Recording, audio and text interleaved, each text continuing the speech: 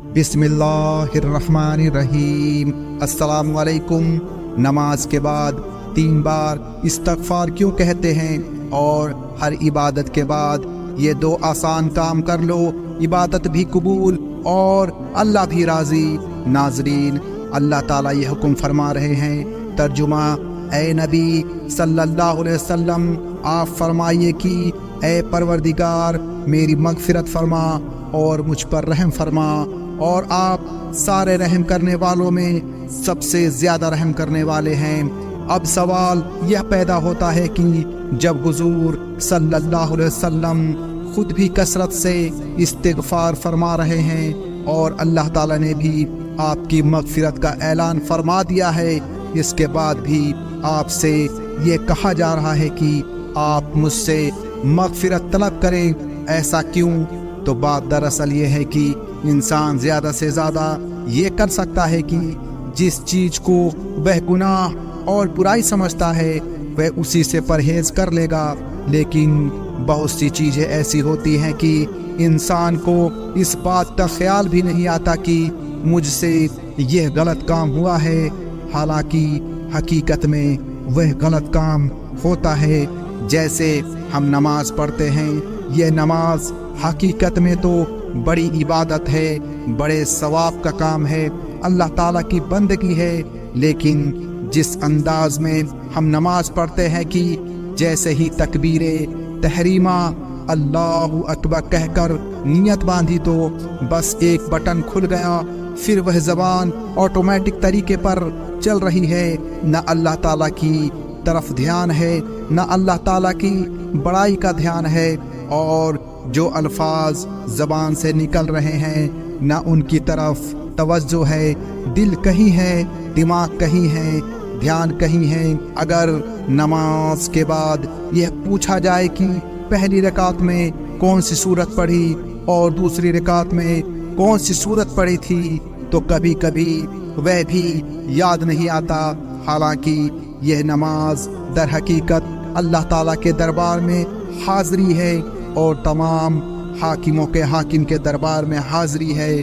अगर एक मामूली से बादशाह और हुकूमत के किसी मामूली से लीडर के दरबार में तुम्हारी हाज़री हो जाए और वहाँ पर यह रवैया इख्तियार करो कि बादशाह के सामने खड़े हो और तुम्हारा दिमाग अपने दफ्तर में हो या घर में हो या तिजारत में हो, ना तुम उस बादशाह की बात सुन रहे हो और ना तुम्हें इस बात का ध्यान है कि मैं बादशाह के दरबार में क्या दरख्वास्त पेश कर रहा हूँ, तो बादशाह के दरबार में ऐसी हाज़री काबिले सजा होनी चाहिए कि तुम बादशाह के दरबार में आए हो या अपना कारोबार करने आए हो।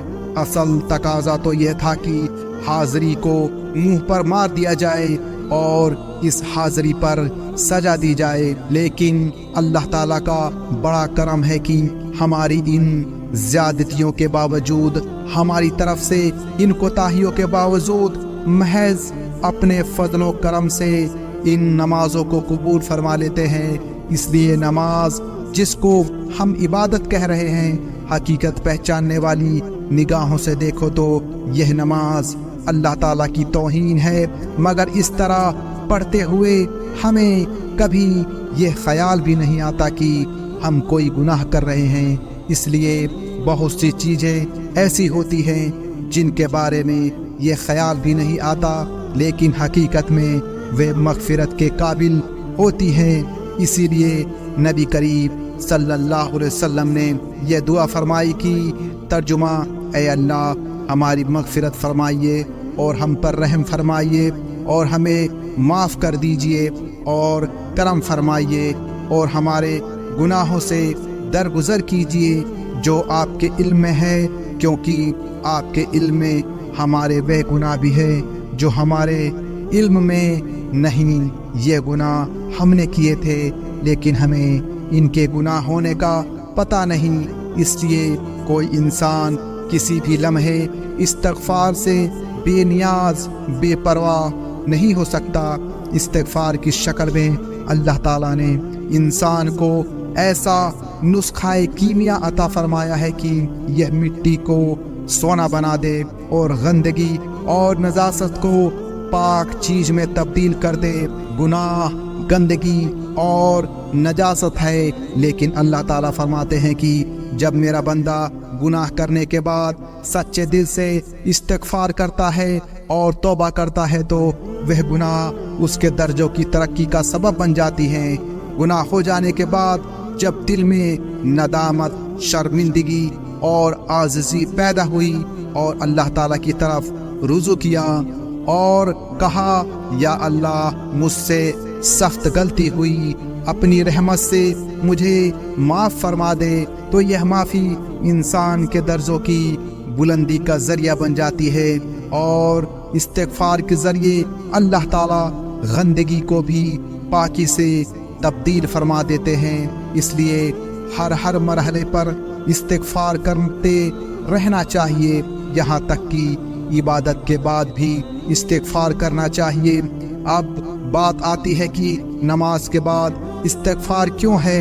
हदीस शरीफ में आता है कि नबी करीम सल्लल्लाहु अलैहि वसल्लम जब नमाज से सलाम फेरते थे तो सलाम फेरने के बाद पहला लफ्ज़ जो ज़ुबान से अदा फरमाते वह 3 बार इस्तिग़फ़ार होता था, अस्तग़फ़िरुल्लाह अस्तग़फ़िरुल्लाह अस्तग़फ़िरुल्लाह।